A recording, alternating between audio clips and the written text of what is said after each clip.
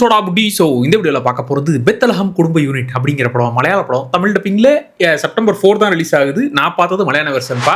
So தேட்டர்ஸில் மலையாள version மட்டுமே இப்போதைக்கு ஓடிக்கிட்டு இருக்கு. செப்டம்பர் 4லேருந்து தமிழ் டப்பிங் ரிலீஸ் ஆக போகிறது. இந்த படம் உண்மையாக ரொம்ப அழகாக இருந்துச்சு. நிறைய இடம் தேட்டர்லேயே ஊந்து சிரிச்சேன். நல்லா சிரிச்சு என்ஜாய் பண்ண ஒரு படம். ஆக்சுவலாக அந்த படம் போகிறதுக்கு காரணம் ஒன்று, நிவின் பாலி படம். ஓகே, நிவின் பாலி போன வருஷமே கம்பேக் கொடுத்துட்டாரு சர்வம் மாய படத்தில். சரி, இந்த வருஷம் என்ன பண்ணுறாரு அப்படிங்கிற மைண்ட் செட்டில் பார்த்தா அந்த மனுஷன் அவருடைய ஹோம் கிரவுண்டில் இறங்கி விளையாடி இருக்காரு. இப்படிப்பட்ட படங்கள் தான் நிவின் பாலிகிட்ட இருந்து கேட்கறது. எப்பா, நீ ஏதாச்சும் எக்ஸ்பிரிமெண்ட் பண்ணுறேன், ஆக்ஷன் பண்ணுறேன், அது பண்ணுறேன், அதெல்லாம் பண்ணுப்பா.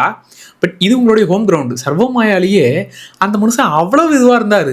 அப்படியே இதுதான் நிவின் பாலி படம் அப்படிங்கிற ஒரு ஃபீலை கொடுத்துச்சுல்ல. ஏன்னா பல பேருக்கு, எனக்குமே நான் சொல்கிறேன், காலேஜ் டைம்லாம் அந்த பிரேமம் கிரேஸு, ஐயோ அதெல்லாம் மறக்கவே முடியாது. அப்படியே அதனாலேயே பல பேர், நான் மட்டும் இல்லை, அதனாலேயே பல பேர் மலையாள சினிமாவில் இதெல்லாம் இருக்கா அதெல்லாம் இருக்கான்ற மாதிரியே உள்ள ஜம்ப் பண்ணியிருப்பாங்க. ஸோ நான் காலேஜ் டைமில் இந்த பிரேமம் படம்லாம் பார்த்து ஆஹா நான் அம்மா இருக்கிறாரு, என் மனுஷன் மாசா இருக்கிறாருன்ற மாதிரி இருந்துச்சு. அதுக்கப்புறம் நடுவில் இந்த மனுஷன் காணாமல் போயிட்டாரா, இல்லை ஏன் திரும்பி வரமாட்டேங்கிறாருன்ற மாதிரி கொஞ்சம் கவலையாகவே இருந்துச்சு. அதில் சர்வமாயா நச்சுன்னு வந்து இறங்கினாரா. அதை தொடர்ந்து இந்த பெத்தலகம் குடும்ப யூனிட்லையும் அதே ஸ்ட்ரைக் ரேட்டை மெயின்டைன் பண்ணுறா. அப்படி சரி, இந்த படம் போனதுக்கு இன்னொரு ஒரு காரணம் வந்து பிரேமலு டைரக்டர். எனக்கு அந்த பிரேமலு படம் ரொம்ப பிடிக்கும். ஆனால் பிரேமலு படமா இதுவான்னு கேட்டால் எனக்கு இந்த படம் தான். இந்த படம் பார்த்து முடிச்சதுக்கப்புறம் பிரேமலு பிடிக்குதுப்பா, அதை விட எனக்கு இந்த படம் அதிகமாக பிடிக்குதுங்கிற மாதிரி தான் ஃபீலை கொடுத்துச்சு. சரி, இந்த படத்தோட கதை என்னன்னா, ஆக்சுவலாக பிரேமலு என்ன கதை இருக்குது, கதைலாம் பெருசாக கிடையாது, அப்படியே ஜாலியாக போகுமா, அதே தான் இந்த படமும். இது என்னன்னா, பக்கத்து வீட்டில் நம்ம நிவின் பாலி இருக்கும், பக்கத்து வீட்டில் நம்ம ஹீரோயினோட மமிதா பைஜு வந்து குடியேறாங்க. ஸோ பக்கத்து வீட்டில் அப்படியே லைட்டாக பேச ஆரம்பிக்கிறது, லவ்ஸ் ஆகிறது. அது இல்லாமல் ஏஜ் கேப் லவ் வேறு. 2 வாரம் முன்னாடி தான் விஸ்வநாதன் சன்ஸில் அதே ஏஜ் கேப் மேட்டரை வச்சு நீங்கள் விளையாண்டீங்க. இதுலேயும் கிட்டத்தட்ட அதே கதை தான். ஆனால் இதை வேற மாதிரி டீல் பண்ணிருப்பாங்க.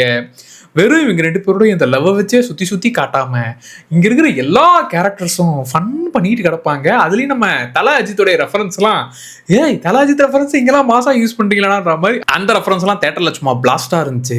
அதை தொடர்ந்து ஃபன் ஏரியா தான்ப்பா. அதுலேயும் ஷார்ட் ஃபிலிம் எடுக்கிற இவருடைய தம்பி நிவின் பாலியே, அதாவது நான் நார்மலாக தான் இருக்கேன், அதாவது மமிதா உள்ள என்ட்ரு ஆனாலே ஓகே ஒன்றும் இல்லை, நான் நார்மலாக தான் இருக்கிறேன் அப்படின்ற மாதிரி அவர் அப்படியே கொஞ்சம் யாருக்கும் தெரியக்கூடாது அப்படிங்கிற மாதிரி காட்டிக்கிறதா இருக்கட்டும்.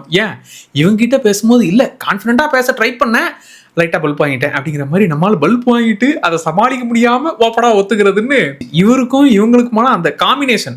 நவீன் பாலி இந்த பக்கம் மமிதான்னு, இவங்க 2 பேரோட இந்த காம்போவே க்யூட்டாக இருந்துச்சு. அதை தாண்டி நம்ம தல அஜித் ரெஃபரன்ஸு, அது இல்லாமல் இன்னும் மற்ற கேரக்டர்ஸ்லாம் அவங்க வந்து மமிதாவான்ற மாதிரி அவங்க ஒரு ரூட்டில் ட்ரை பண்ணுறதுங்கிற மாதிரி ஃபன்னாக இருந்துச்சு. தேட்டர்ஸில் மலையாள வருஷம் தான்ப்பா இருக்குது. தமிழ் டப்பிங் வந்தாலுமே இது ஆக்சுவலாக நல்லா தான் இருக்குன்ற நம்பிக்கை இருக்குது. பட் நான் மலையாள வருஷமே பார்த்ததுனால நல்லா இருந்துச்சு. இன்னும் சில ரெஃபரன்ஸ்லாம் வச்சுருந்தாங்க, ஸ்பாயில்லாம் பண்ண விரும்பல. அந்த ரெஃபரன்ஸ்லாம் தேட்டரில் பாருங்கள், நல்லா சிரித்து என்ஜாய் பண்ணுவீங்க. ஸோ இந்த படம் அதுதான், ஸ்டோரியே இல்லைனாலும் ஸ்டோரியே ரொம்ப சிம்பிளான கதை. இந்த கதைன்னு சொன்னால் கூட 2 பேரும் லவ் பண்ணுறாங்களா, ஏஜ் கேப் இருக்குதா, அவ்வளோதானே. இதில் என்னத்து நீ இன்ட்ரெஸ்டிங்காக சொல்ல போகிறீங்கன்னா பாருங்கள், படத்தை பாருங்க. அப்படியே ஸ்டார்டிங் இவங்க வழக்கம் போல ரொம்பலாம் டைம் எடுத்துக்கல, ஒரு 20 நிமிஷம் அப்படியே கொஞ்சம் பொறுமையாக பிக்கப் ஆச்சு. அதுக்கப்புறம் நம்மளால இவங்க லுக்கு விட்டதுக்கு அப்புறமா இவங்க 2 பேரும் பேச ஆரம்பிச்சதுலேருந்து குட்டி மூமெண்ட்ஸா அவ்வளவு ஃபன்னா, அவ்வளோ அழகாக இருந்துச்சு. அதுக்குன்னு வெறும் இந்த காமெடி ஏரியா வச்சே அப்படியே எஸ்கேப் ஆயிடல. லைட்டாக இவங்களுடைய இந்த ரொமான்ஸ் ஏரியா, அது இன்டர்வல் பிளாக்கு. ஆக்சுவலாக இவங்க 2 பேர் அந்த லவ்வை சொல்லிக்கிற இடம்லாம் ரொம்ப க்யூட்டாக இருந்துச்சு. செகண்ட் ஹாஃப்ல வழக்கம் போல சில பிரச்சனைகள்லாம் வந்து ஆகணுமா இல்லையா, அந்த பிரச்சனைகள்லாம் தேவையான அளவுக்கு இருந்துச்சு. எனக்கு வந்து இது வந்து ஒரு மாதிரி கம்ஃபர்ட் ஃபிலிம் சொல்லுவாங்க இல்லை, அந்த கம்ஃபர்ட் ஃபிலிமாக எனக்கு இது ஃபீல் ஆச்சு. ஓவரால் இந்த ஃபீல் குட் ஏரியா வந்து மலையாள சினிமாவுடைய டெரிட்டரியா, அந்த டெரிட்டரியை மீண்டும் அவங்க காப்பாற்றிட்டாங்க. நான் இந்த படத்தை நல்லா என்ஜாய் பண்ணி பார்த்தேன். ப்ளஸ் இன்னொரு முக்கியமான காரணம், இதில் வந்த சாங்ஸ் அவ்வளோ அழகாக இருந்துச்சு. நல்ல ஏதோ ஒரு இங்கிலீஷ் வெர்ஷன் சாங் மாதிரி ஒன்று இருக்கும். ப்ளஸ் இவங்க 2 பேரோட இந்த லவ் சாங், அதை ஆக்சுவலாக கொஞ்சம் ரீல்ஸ் எல்லாம் கேட்டிருக்கிறேன். அந்த சாங் கொஞ்சம் நல்லா இருந்துச்சு. அப்படின்னும் போது அது இல்லாமல் ஒரு பழைய சாங் வேறு அப்படியே நடுவில் போட்டு விடுவாங்களா, அதெல்லாம் கேட்கறதுக்கு நல்லாயிருக்கும். முக்கியமாக இவங்க 2 பேர் இந்த மெசேஜ் பண்ணிக்கிறது, ஆக்சுவலாக நிவின் பாலி கேரக்டரோட பயங்கரமாக சிங்க் ஆகிடுவீங்க. இப்போ பிரேமலு கேரக்டர்னா அது வந்து 2K கிட்டுப்பா, அவங்க கனெக்ட் ஆகிறது நம்ம கஷ்டம் பண்ணுற மாதிரி நம்ம கொஞ்சம் அப்படியே தள்ளியிருந்து வேடிக்கை பார்ப்போமா. நிவின் பாலி கேரக்டர்லாம் அவர் இங்கே வந்து கெத்து காமிக்க நினச்சா நம்மளும் கெத்து தான் அப்படிங்கிற ஒரு ஃபீல் வரும். அவர் இங்கே பல்ப் வாங்க நினைக்கும் போது ஆமாம் இல்லை, நம்மளும் அந்த மெசேஜ் அனுப்பிச்சிட்டு மெசேஜுக்காக வெயிட் பண்ணுறது. அதோட முக்கியமாக இப்படி ஒரு தேவையில்லாத ஆசையை கொளுத்தி போட்டுருவாங்க. அவங்களுக்கு உண்மையான இன்ட்ரெஸ்ட் இருக்குடா, அவங்க உன்னதான்டா பார்த்துக்கிட்டு இருக்காங்கன்னு கொளுத்தி போட்டுருவாங்க. அதுக்கப்புறம் அவ்வளோதான், நம்மளை கையில் பிடிக்கவே முடியாது, பட்டர்ஃப்ளை பறக்கிற மாதிரியே ஒரு எஃபெக்ட்ல சுற்றிக்கிட்டு இருப்போம்ல, அதெல்லாம் இந்த மனுஷன் அசால்ட்டாக பண்ணுவார். இவர் தான் இந்த கதைக்கு பர்ஃபெக்ட். இதுதான், அதாவது இப்போ ஒரு ஹீரோனா ஒரு மாஸ் ஆக்ஷன் இந்த இந்த ஆக்ஷன் ஏரியா வந்தால் தான்ப்பா ஈஸியாக மக்கள்லாம் கொண்டாடுவாங்கன்னா, நிவின் பாலி கிட்ட ஆக்சுவலாக மற்ற ஏரியாவுக்கு நீங்கள் போவாதீங்க சார், இதுதான் சார் உங்கள் ஏரியா. சர்வமாயா எவ்வளோ அழகாக ஃபீல் பண்ண வச்சிங்க, இதுவும் ஒரு கம்ஃபர்ட் படம்பா, ஒரு நல்ல ஃபீல் குட் படம்பா அப்படிங்கிற ஏரியாக்குள்ளவே நீங்கள் இருங்க சார், இந்த ஏரியா விட்டு வெளியே போவாதீங்க அப்படிங்கிற மாதிரி தான் இருந்துச்சு. ஸோ நிவின் பாலி அண்ட் மமிதா இவங்க 2 பேருடைய அந்த கியூட் காம்போ, அதுக்கு நடுவில் பிரேமலு புகழ் அந்த கேரக்டராக இருக்கட்டும். அப்புறம் இதில் ஆக்சுவலாக இன்னொரு கேரக்டர் கிளிக்சன் அப்படிங்கிற அந்த கேரக்டர் தான் ஃபன் பண்ணும். அதாவது இவங்க 2 பேர் லவ் காமெடி இது போயிட்டு இருக்கோம்.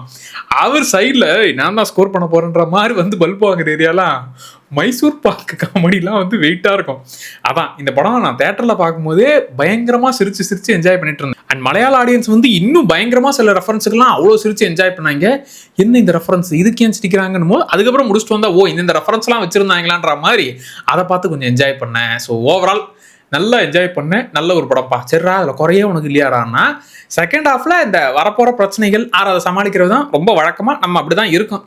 அதாவது எனக்கு ஸ்டார்டிங்கில் இந்த விஷயங்கள்லாம் கொஞ்சம் கனெக்ட் பண்ணி விட்டதுனால இது ஒரு படமாக அந்த படம் மீட்ரு ஹீரோ காமெடியன் ஹீரோயின் அப்படிங்கிற அந்த மீட்டரை உடச்சி விட்டு ஆக்சுவலாக அந்த கேரக்டர்ஸோட கனெக்ட் பண்ண வச்சதுனால அதுக்கப்புறம் வரக்கூடிய பிரச்சனைகள் இப்படி தானே வரும், இப்படி தானே பிரச்சனை முடியுங்கிறது கிளியராக தெரியும். அது செகண்ட் ஹாஃபில் கொஞ்சம் அப்படி நார்மலாக ஆக்கும். பட் அதெல்லாம் மறந்துடுவீங்க, இந்த படத்தோட கனெக்ட் ஆகிடுவீங்க. கடைசியாக அதான் சொல்கிறேன், இந்த கடைசியாக இவங்க மீட் பண்ண மூமெண்ட்ஸ்லாம் சின்ன மாண்டேஜ் மாதிரி காட்டுவாங்க. அந்த மூமெண்ட்லயே இவங்க இங்கே மீட் பண்ணாங்க, இவங்க இது பேசிக்கிட்டாங்க, இவங்க இந்த இடத்துல இப்படி பண்ணாங்க அப்படிங்கிற உங்களுக்கு மொமெண்ட் லைட்டாக ரீகால் ஆச்சுனாலே இந்த படத்தோட கனெக்ட் ஆகிட்டீங்க. ஸோ நான் நல்லா இந்த படத்தோட கனெக்ட் ஆகிட்டேன். நான் பயங்கரமாக என்ஜாய் பண்ண படம்ப்பா. ஸோ மலையாள வெர்ஷனாக நீங்கள் இப்போவே பார்க்குறோன்னா தேட்டர்ஸில் ஹவுஸ்ஃபுல்லாக ஓடிட்டு இருக்குது, போய் பார்க்கலாம். இல்லைப்பா மலையாள படம் தான் ஓகே, நான் தமிழ் டப்பிங்லேயே ட்ரை பண்ணுறேன்னா கொஞ்சம் வெயிட் பண்ணுங்கள். செப்டம்பர் 4 தமிழ் டப்பிங்கில் ரிலீஸ் ஆகுது.